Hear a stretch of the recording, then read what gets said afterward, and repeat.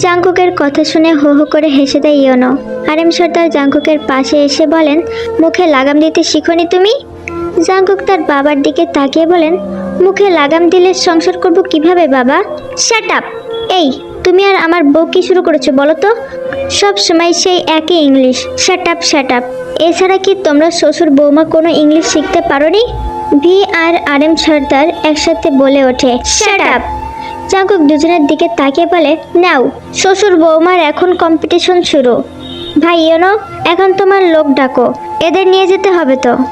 YONO মাথা নাড়িয়ে বলে, ওরা এসে গেছে, বলে ইশারা করে দরজার দিকে। সবাই দেখলো সেদিকে।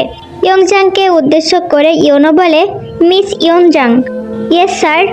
নতুন কেস ফাইল করো।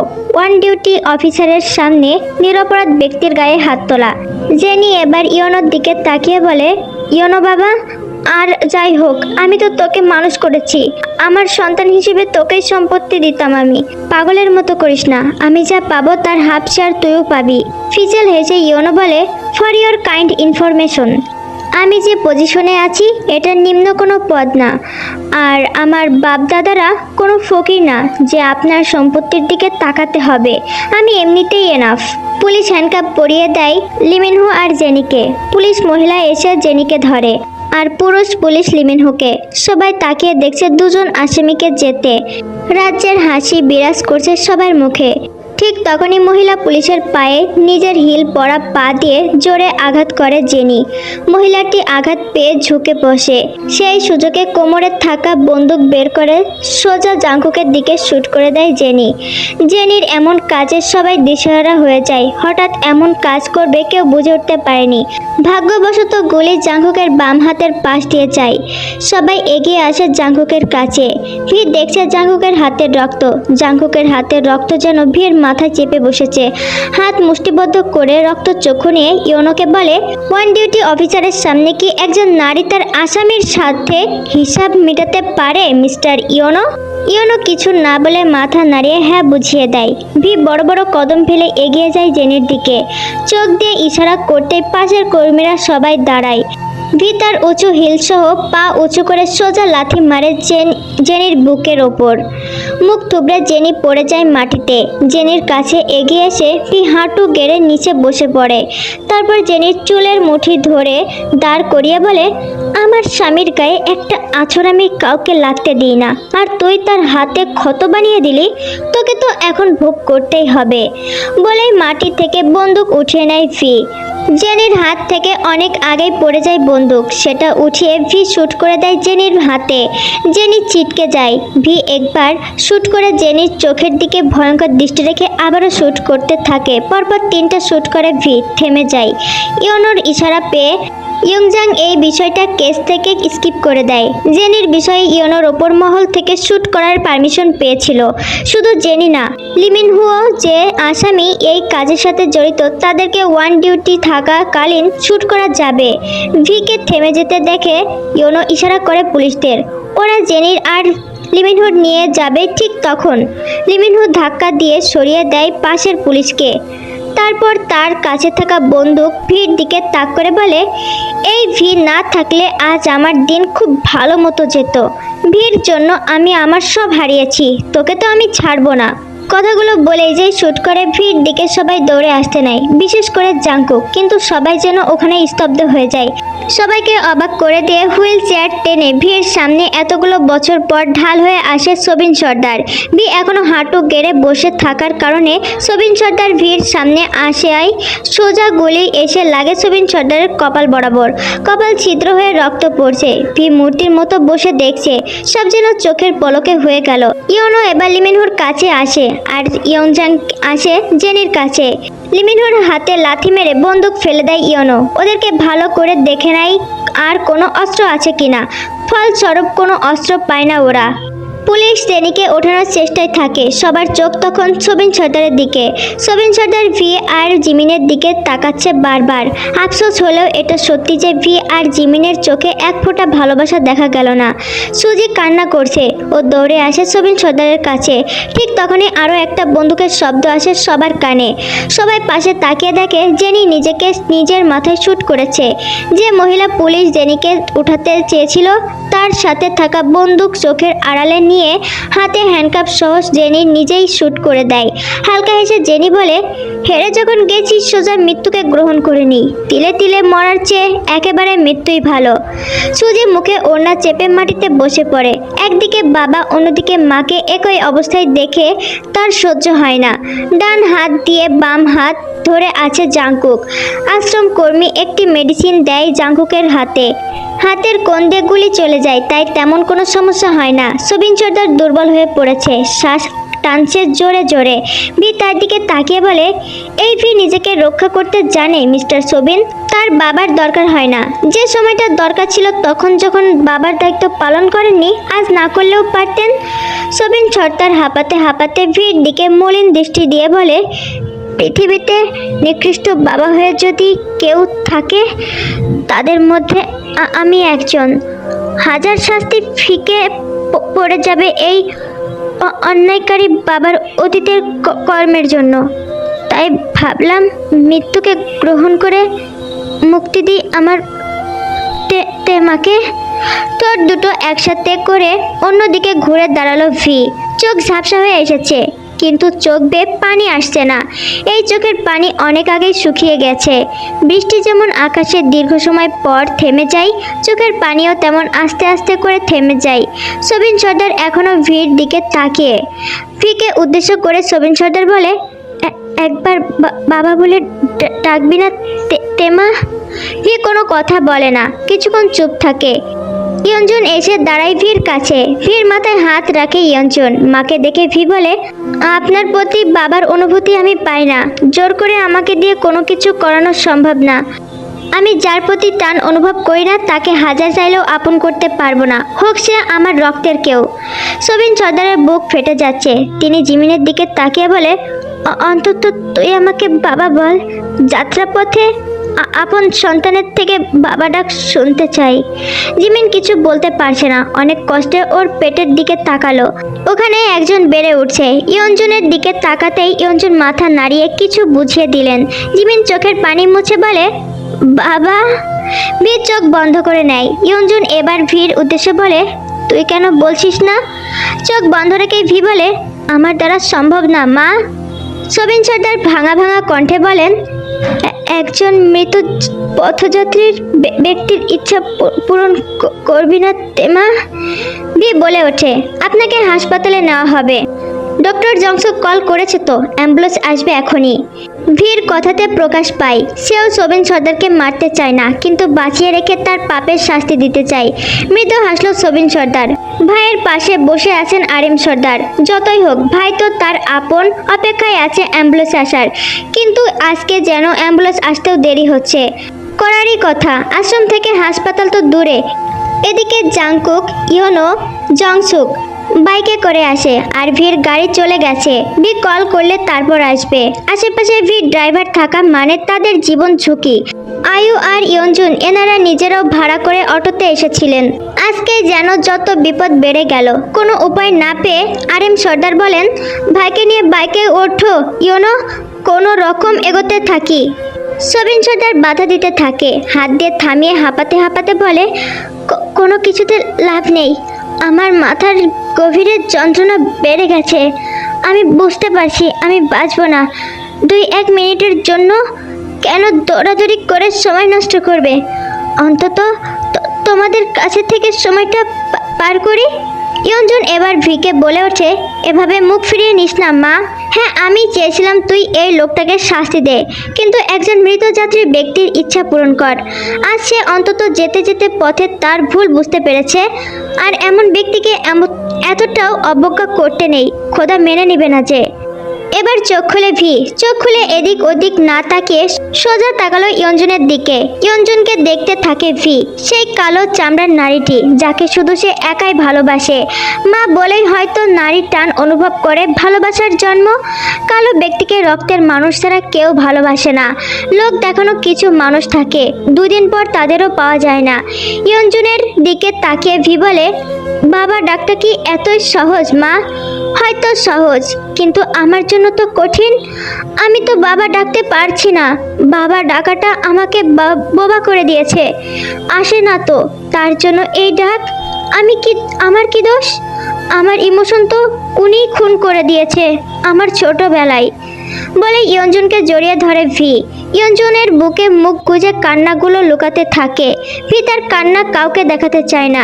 ভির মাথায় হাত বুলিয়ে ইয়ঞ্জন বলেন, এখন তো দুঃখের দিন শেষ মা। সুখ তো তুই নিজেই আদায় করেছিস। সে নিকৃষ্ট থাকলে আমি তোকে বলতাম না। আমার জন্য তার মধ্যে যাই থাকুক, তোদের জন্য এখন সে অনুতপ্ত। মায়ের কথা শোন মা, মনের বাইরে যে একবার বলে দে বাবা, অন্তত সে এতটা বুঝুক আমরা এতটাও নিষ্ঠুর না। ইয়ঞ্জনের চোখের দিকে তাকিয়ে সবিন সর্দারকে দেখে। সবিন সর্দারের দিকে তাকিয়ে কোনো অনুভূতি হলো না শুধু তার চোখের দিকে তাকিয়ে বলে, ভেবে নিবেন না, আমি আপনাকে মন থেকে বলছি। আমার মা আদেশ করেছে তাই বলছি শুধু। বাবা। মুখে বাবা ডাক শুনে আলতো হাসলো সবিন সর্দার। কান্না করে দেয় আরএম সর্দার। ভাইকে দেখে স্পষ্ট বোঝা যাচ্ছে ভাই কতটা কষ্ট পাচ্ছে। তবে বেঁচে থাকতে আর ইয়ঞ্জনকে যা পেয়েছে তার কাছে এগুলো কিছুই না। মানুষ জন্মানোর সাথে সাথে মৃত্যুকে ভাগ্যের সাথে লিখে নিয়ে আসে। তার মৃত্যুটাও তো তার ভাগ্যে রাখা আছে।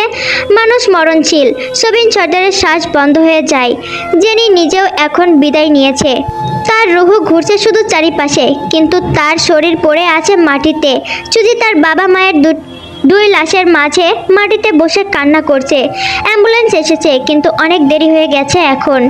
সেদিকে তাকিয়ে বলে, এটাকেই বলে ভাগ্য। কিছু প্রতিশোধ মানুষ নিজ কর্মেও পেয়ে থাকে। আমরা হাজার প্ল্যান করলেও খোদার ইচ্ছার বাইরে যেতে পারি না।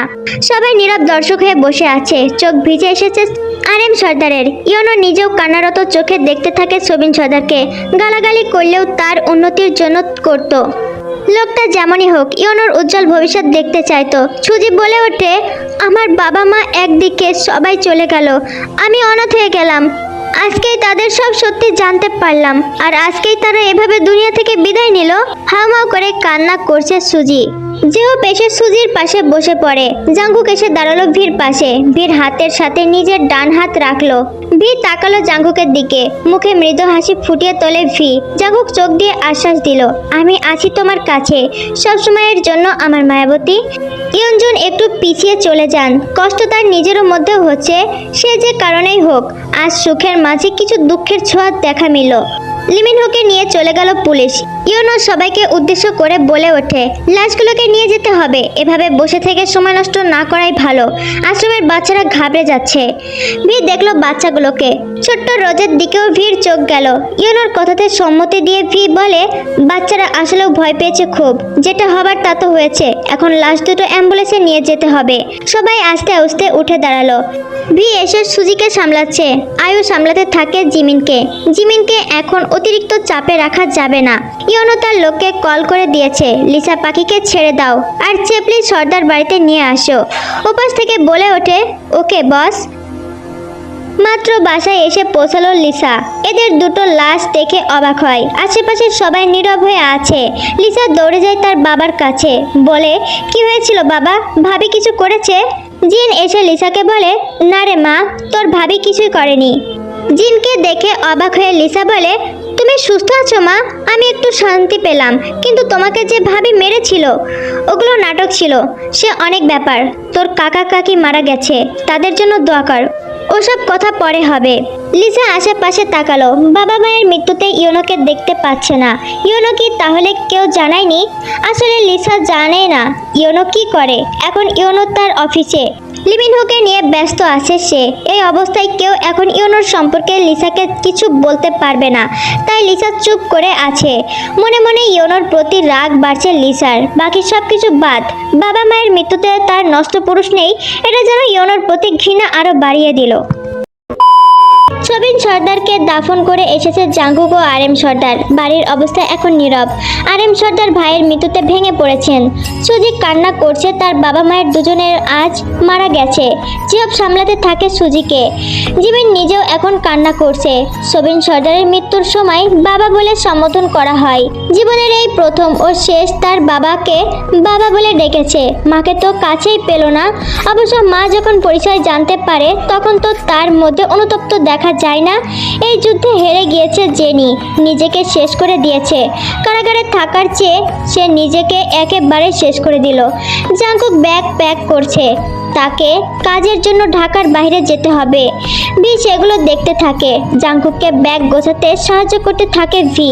জাঙ্কুক বাইরে যেতে চায়নি। ভির কথায় সে রাজি হয়। ভির ভাষ্যমতে, তুমি এখন দেশের রক্ষার দায়িত্ব নিয়েছো। তোমার মায়াবতী ছাড়াও আরও এক দুনিয়া আছে তোমার, আর ওটা তোমার দেশের অসহায় জনগণ। এদেরকেও তো রক্ষা করতে হবে। তুমি কাল খুলনায় যাও, আমি এদিকটা সামলাতে পারবো। তোমার মায়াবতী কিন্তু ভীতু না, সে একজন বাঘিনী। বীর কোমর ধরে টেনে জাঙ্কুক নিজের কাছে এনে বলে, আমি আমার বাঘিনীকে খুব ভালো করেই জানি। বাঘিনীর একটা গর্জন যে এই সর্দার বাড়িকে কাঁপিয়ে তোলে, এটাই তো তার আস্ত এক প্রমাণ। আমার কথা এটা না, কাকা মারা গেছে, আমাদের বংশীয় ব্যবসাটা আবার ওপেন করতে হবে। সাথে মায়ের ফর্মুলা সহ পরিবারে একসাথে পাবলিক করতে হবে। জংসুক আর আয়ুর জন্য প্রস্তাব নিয়ে আসবে। এখন এই সময়টাতে কিভাবে বের হই? বে আশ্বস্ত দিয়ে বলে, চিন্তা করবেন না তো, আমি তারপর তোমার আরো পার্টনার তো আছে। তুমি আসার পর ফর্মুলা পাবলিক করা হবে আর আয়ুকে দেখতে আসবে। এখন তুমি যাও, অধিকটা লোকদের সেবা করাটাও তো তোমার কর্তব্য। অনলি ফর মায়াবতী, আমার মায়াবতীর ইচ্ছেটাই তাহলে পূরণ হোক। বলেই ভিকে কোলে তুলে নেয় জাঙ্কুক, ভুলে যায় সারাদিনের কথা।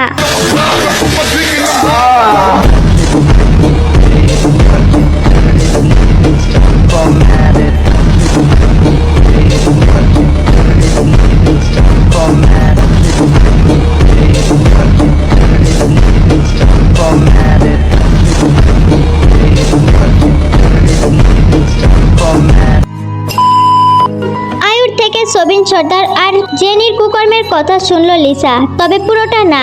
জেনি যে ড্রাগস সাপ্লাই ও নারী পাচার করতো এগুলো শুনলো। কুকির বিষয়ে জেনে লিসা কিছুক্ষণ স্তব্ধ হয়ে যায়। তারপর সবাই মিলে একসাথে কুকির সাথে কথা বলে। কুকি একটি আশ্রমে বড় হয়। প্রাপ্ত বয়স হতেই তাকে নিজের 2 নাম্বার ব্যবসায় ছোটখাটো কর্মচারী করে রাখে লিমিনহো। জিনিসপত্র আনা নেওয়ার কাজ, এক কথায় সার্ভেন্টের মতো সমস্ত কাজ করত। কুকি একটু বুঝ হবার পর থেকে জানতো তার কোনো পরিবার নেই। লিমিনহো ওকে আশ্রম থেকে আনার পর কাজ দেয়, তাই লিমিনহোকে মহৎ ভাবত কুকি।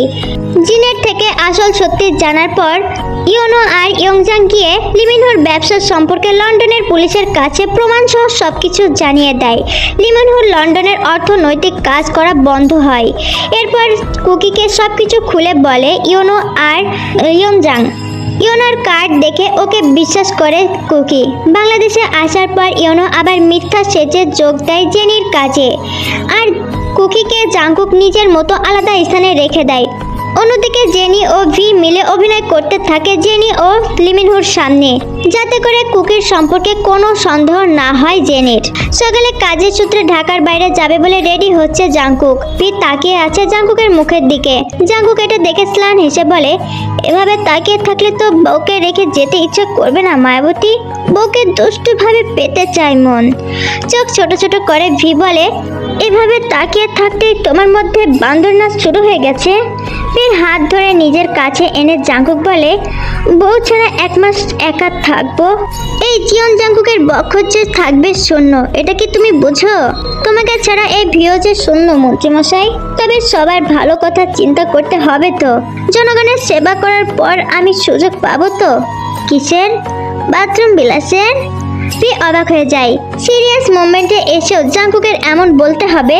জাঙ্কুকের বুকে আলতো ভাবে মার দিয়ে ভি বলে, লাগাম দিতে শিখুন মন্ত্রীমশাই। লাগাম দিলে তো বউ পাওয়া যায় না, তাই আমি লাগাম দিব না। এই মন্ত্রীমশাই লাগামহীনই থাকবে, তাহলে দিনে 4-5 বার হলেও বাথরুম বিলাস করতে পারবো। আপনি কি আর কোনো জায়গা পান না? কি একাই বাথরুম বিলাস, বিচ্ছিরি লাগে। শোনো মায়াবতী, আমার এই বাথরুমে ইয়া বড় একটা বাথটব আছে, যেটার পিছনে লাখ টাকা খরচ করেছি আমি। বলি টাকা কি আমার গাছে ফলে যে বউ নিয়ে লাখ টাকার বাথটব ধুয়ে অন্য জায়গায় রোমান্স করব? তাই আমি ওই বাথটবে বসেই তোমার সাথে বাথরুম বিলাস করব। যে যা বলে বলুক, মন্ত্রী তার টাকার উসুল করেই ছাড়বে। দেখি কার বাপের কি হয়েছে। এবার চলুন বাথরুম বিলাসে। আরে ধুর না, আপনাকে তো এখন যেতে হবে, বাইরে সবাই দাঁড়িয়ে আছে। কাজ শেষ করে এসে বাথরুম বিলাস করতে দিবে তো মায়াবতী? ভি কিছু বলতে যাবে অমনি ওদের গেটে নক করে সুগা। জাঙ্কুক ঘুরে দাঁড়ায় দরজার দিকে, সুগাকে দেখে বলে, বুকে কি রোমান্টিক বিদায়টাও দিতে দিবে না সুগা বেবি? এত জেলাস তুমি আমার মায়াবতীর প্রতি? সুগা বেশম খেলো, এই রক্তবতী আকারে মায়াবতীর প্রতি জেলাস ফিল, তাও আবার বেচারা সুগা। আদৌ সম্ভব? সুগা বলে ওঠে, আসলে আপনার গাড়ি চলে এসেছে, সময় হয়ে গেছে তো তাই। সুগার দিকে তাকিয়ে কিলার লুক দেয় জাঙ্কুক, বলে, বেঁচে গেছো, তোমার বউ এখন তোমাকে বাবা ডাক শোনাবে। তা না হলে আমার শালিকার থেকে তোমাকে আলাদা করে ওর জীবনে বেটার কোনো ছেলে এনে দিতাম। বিড়ালের মতো মুখ করে সুগা। জাঙ্কুক এটা দেখে বলে, অন্তত এই শিক্ষা তুমি পেতে যে একজন বরের কাছ থেকে তার বউকে আলাদা করলে কেমন ফিলিংস হয়। তুমি যখন আমার আর মায়াবতী রোমাঞ্চের সময় হাজির হও, তখন মনে হয় এক ভিলেন এসে আমাদের জীবনে দিন টানা বলে বজ্রপাত শুরু করেছে। নাদান এক অসহায় ছেলেকে জাঙ্কুক ভিলেন বানিয়ে দিল। সুগা বেচারা পারছে না মুখের ওপর মুখ্যম জবাব দিতে, কিন্তু সে মনে মনে ঠিকই কয়েকটা গালি দিয়ে দেয়। মনে মনে আওড়াই, বেটা লুচ্ছা মন্ত্রী, তুই তোর বউকে নিয়ে যা খুশি কর, আমি কোথায় বাধা দিই? আমি তো কাজের শিডিউল অনুসারে তোর কাছে আসি। বলি তোর কাছে হেল্প করলেও বলবি বউ থেকে দূরে থাকতে, আবার না করলেও বলবি বউ থেকে দূরে থাকতে। আমরা বরবউ তো তোদের জ্বালায় প্রেম করতে পারি না। এর বেলায় কিচ্ছু গাছে থাকে, কিন্তু না, কথাগুলো সুগা জোরে জোরে বলতে পারিনি। বেচারার চাকরি যে আর থাকবে না। ভি তার হাতের কোনা দিয়ে জাঙ্কুকে আলতো খোসা দিয়ে বলে, মুখে একটু লাগাম দিন, আপনার ভাইরা ভাই হয়। এখন চলুন, সময় হয়েছে। বলে ভি চলে যায় বাইরে। জাঙ্কুক ড্রেসিং টেবিল থেকে সানগ্লাস নিয়ে চোখ দিয়ে সুগার দিকে তাকিয়ে বলে, ঘরের মধ্যে সানগ্লাস পরেছি কেন জানো? সুগা প্রশ্নবোধক হয়ে তাকিয়ে আছে জাঙ্কুকের দিকে। জাঙ্কুক যেতে যেতে বলে, তোমাদের মতো নির্বোধ যারা রোমান্স করতে পারে না, উল্টো রোমান্সের 12টা বাজায়, তাদেরকে ইগনোর করতে। I ignore you Suga baby. ভেবাচেকা খেয়ে গেল সুগা। জাঙ্কুক এটা দেখে দুষ্টু হেসে বলে, সারাদিন ভেবাচেকা খেয়ে পেট ভরাবে, তোমার জীবনে কোনো উন্নতি হবে না, চলো এবার। বলেই চলে যায় জাঙ্কুক। সুগা এখনো ওখানেই দাঁড়িয়ে বিড়বিড় করে বলে, এই জন্য তো বিয়ের 3 মাসের মাথায় আমি বউকে প্রেগনেন্ট বানিয়েছি। বেটা মন্ত্রী লুচু কথা বললেও বাবা হতে পারলি না। দম থাকলে আগে বাবা হয়ে আমার সামনে আয়, তারপর না হয় দেখা যাবে কে রোমাঞ্চের পটু। সিঁড়ির কাছে যে জাঙ্কুক তার পা চালালো থেমে যায়। পিছনে ঘুরে ঘরের দিকে তাকিয়ে দেখে সুগা দাঁড়িয়ে আছে। জাঙ্কুকের এভাবে থেমে যাওয়া দেখে সুগা ঘাবড়ে যায়। জাঙ্কুক এক চোখ টিপ দিয়ে বলে, আমি দুনিয়ায় আর কারো মনের কথা বুঝি বা না বুঝি, তোমার মনের কথা খুব ভালোভাবে বুঝি সুগা বেবি। টেনশন নট, কাজ শেষ করে ফিরে আসি একবার, তোমার আমি আঙ্কেল বানিয়ে ছাড়বো, তখন হবে চেয়ারে চেয়ারে কোলাকুলি। এই জীবন জাঙ্কুকের পুরুষত্বে আঘাত করেছো তুমি, তোমাকে ফেল করে দিব আমি।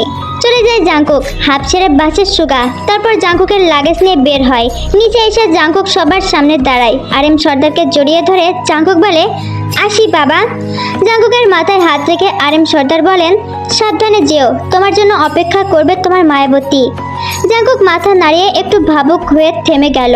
আরএম সর্দার ও বাড়ির বাকিরা এটা দেখে বলে, কি হয়েছে?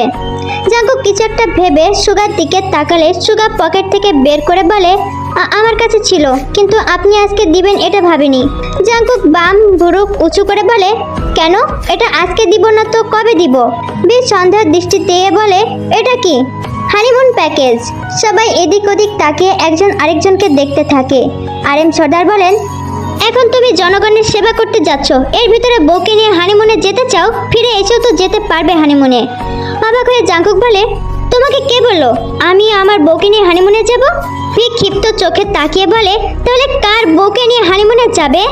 জাঙ্কুক ভিকে দেখে ভয় পাওয়ার চেহারা করে বলে, আরে এটাতে আমার বউ নেই, আমিও নেই, মানে এটা আমাদের হানিমুন টিকিট না। তাহলে কার? বাবা মায়ের হানিমুনের টিকিট। আরএম সর্দার বিষম খেলেন, সাথে জিন নিজেও। লিসা আয়ু মুখ টিপে হেসে দেয়। ইয়ঞ্জন সোফায় বসে আছেন, এখনো কিছুটা দুর্বল তিনি। জাঙ্কুকের এমন কথা শুনে তিনি নিজেও লজ্জা পান। জিন কিছু না বলে ইয়ঞ্জনের পাশে এসে বসে। আরএম সর্দার তেজ দেখিয়ে বলে, লজ্জা করে না এই বয়সে বাবাকে হানিমুনে পাঠাতে? তোমার লজ্জা করে না বউকে ঘরে আটকে রাখতে? মা আমার তোমাকে বিয়ে করে এখনো নিজেকে শাস্তি দিচ্ছে। মাকে নিয়ে সামান্য হানিমুন করতে পারোনি, আবার আসো ছেলেকে লাজ লজ্জা শেখাতে? এমন লজ্জা নিয়ে কাপুরুষের মতো ঘরে বসে থাকতে পারবো না আমি। তুমি আমাকে ইনডাইরেক্টলি কাপুরুষ বললে, ডাইরেক্ট বললে কি বাবা ছেলের সম্পর্ক চিরজীবন থাকবে? তাই তো ভয়ে ভয়ে ইনডাইরেক্টলি কি বিপদ! ডাইরেক্ট বললে কি বাবা ছেলের সম্পর্ক চিরজীবন থাকবে? তাই তো ভয়ে ভয়ে ইনডাইরেক্টলি বলেছি। Shut up! ইংলিশ বলতেই তো এটা শিখেছো। বউকে কিভাবে হাসি খুশি রাখা যায় এটা আদৌ শিখেছো? শোনো বাবা, লক্ষ্মী বরের মতো এখন বউকে নিয়ে হানিমুনি করে আসবে, কোনো দ্বিমত শুনতে চায় না। মাকে হ্যাপি রাখাটাও একজন সন্তানের দায়িত্ব। শেষের কথাটি জাঙ্কুক একটু নরম কণ্ঠে বলেন। আরএম সর্দার যেন স্তব্ধ হয়ে গেল। জাঙ্কুক শেষ কথাটি একদম ঠিক। সে কখনো জিনের সাথে বাইরে ঘুরতে যায়নি। এখন যখন সব ঠিক হয়েছে, জাঙ্কুক চাই তার মায়ের জীবনের থেকে যাওয়া কমতিগুলো পূরণ হোক। তাহলে তিনি কেন বাধা দিবেন? মন্ত্রী হিসেবে এই অধিকারগুলো জিন পায়। জিন মলিন দৃষ্টি হয়ে জাঙ্কুককে দেখছে। ছোটবেলায় জাঙ্কুককে আদর করতে পারেনি। কুকিকে নিয়ে চিন্তায় থাকে সে। একদিকে বরের মৃত্যুর শোক, আরেকদিকে ছেলে। মাথায় কাজ করেনি তার। কিন্তু জাঙ্কুকে নিজে ভালোবাসেন। জাঙ্কুকের দিকে তাকিয়ে চোখের পানি ফেলতে থাকে। ঠোঁট কামড়ে কান্না করতে করতে জাঙ্কুকের কাছে এসে জাঙ্কুকের মাথায় হাত রেখে বলে, আমি তোর ভালো মা হতে পারিনি। কিভাবে হব বল? আমি যে শুধু আমার ছেলেটাকে নিয়ে ভেবেছিলাম, ওকে নিয়ে আতঙ্কে থাকতাম। তোকে আমার বোনের শূন্যতা পূরণ করে দিইনি। আমার প্রতি অনেক অভিযোগ তোর, তাই না? কুকি দেখলো এই দৃশ্য, তার নিজের কাছেও খারাপ লাগছে। সে তো এসবের কিছুই জানে না। মায়ের কষ্টটা দেখে তার নিজেরও খারাপ লাগছে এখন। জাঙ্কুক মলিন হেসে জিনের হাত ধরে বলে, মায়ের প্রতি কোনোদিন অভিযোগ রাখা যায়? মা তার সন্তানকে ইচ্ছা করে দূরে ঠেলে রাখে না। কোনো কারণ না হলে কি কেউ এমন করে? আমি কোনো অভিযোগ রাখিনি তোমার প্রতি। আমার মনে হয় কুকি নিজেও কোনো অভিযোগ করবে না। কুকি এগিয়ে এসে বলে, আমি যদি জানতাম আমার মা আমার জন্য অপেক্ষায় আছে, আমার একটা পরিবার আছে, বিশ্বাস করো অনেক আগেই ছুটে আসতাম। ছেলে হিসেবে আমিও আমার মাকে হ্যাপি রাখতে পারিনি। আমরা সবাই যে পরিস্থিতির শিকার ছিলাম। তবে শেষ ভালো যার সব ভালো তার। কথাটি বলে আরএম সর্দার একটু হাসেন। জাঙ্কুক এবার হাতঘড়ি দেখে নেয়, তারপর পাঞ্জাবির হাতা গোটাতে গোটাতে বলে, তাহলে আমি আসি এবার। আচ্ছা বাবা, হানিমুনে যে সুন্দর সুন্দর ছবি তুলে আমাদের দেখাবে। এই বয়সে এসে নিজে বাবা না হই, বাবার হানিমুনটা তো দেখতে পারবো। তোমাকে কে বলেছিল আমাদের জন্য হানিমুনের ব্যবস্থা করতে? ছেলে হয়ে আমার একটা দায়িত্ব থাকে। বাবা মা নিরামিষ জীবন কাটিয়ে এখন অনেকটু ঝগড়া করে মাথা খাটাবে। এই বয়সে এসে ছেলে হয়ে এসব দেখতে তো আমার বুকটা ফেটে যায়। তোমার বুকটা একটু বেশি ফেটে যাচ্ছে। জাঙ্কুক কথা না বাড়িয়ে আরএম সর্দারের কানের কাছে ফিসফিস করে বলে, শোনো বাবা, হানিমুনে যেতে দিচ্ছি মানে এই না যে নিজের বয়সের সীমা লঙ্ঘন করে দিবে। খবরদার, বাবা হওয়ার বয়সে আমাকে ভাই বানাবে না বাবা। ছেলের নির্যাতন কেচে ফাঁসিয়ে দেব কিন্তু তাহলে। হানিমুন থেকে এসে একদম প্রস্তুতি নিবে তোমার নাতি নাতনির সেবা করার জন্য। আরএম সর্দারের মন চাচ্ছে এবার দেওয়ালের সাথে বাড়ি খেয়ে মারা যেতে। জাঙ্কুকে উদ্দেশ্য করে বলেন, থ্রেট দিচ্ছ তুমি আমাকে? বাবা হয়ে আমি তোমার। আমি তো জানি তুমি আমার বাবা। এতবার পাবলিক করতে হবে না। বেশি পাবলিক করলে লোকে আবার সন্দেহ করে বসবে। তখন আমার ছেলে মেয়েরাও তোমাকে দাদা বলতে নাকচ করবে। দুই হাত এক করে আরএম সর্দার বলেন, পুত্র আমার, তাড়াতাড়ি বিদায় হও। তুমি হবে বাবা, আমি হব দাদা। যাও, তোমার মুখে লাগামহীন কোনো কথা শুনতে চাই না আমি রাজি। জাঙ্কুক দুষ্টু হেসে চলে যায় বাহিরে। গাড়িতে উঠে বসে। জ্বালানা দিয়ে ফিকে দেখে হাসি দিয়ে বাড়ির সবার দিকে তাকিয়ে হাত নাড়িয়ে বিদায় জানায়। ভি মিষ্টি হেসে হাত নাড়িয়ে বলে, বাই মন্ত্রীমশাই। গাড়ি চলতে শুরু করেছে। জাঙ্কুক এখনো দেখছে ভিকে। ভি নিজেও দেখছে জাঙ্কুককে। জাঙ্কুকের গাড়ি চোখের আড়াল হতেই মনটা একটু খারাপ হয়ে যায় ভির।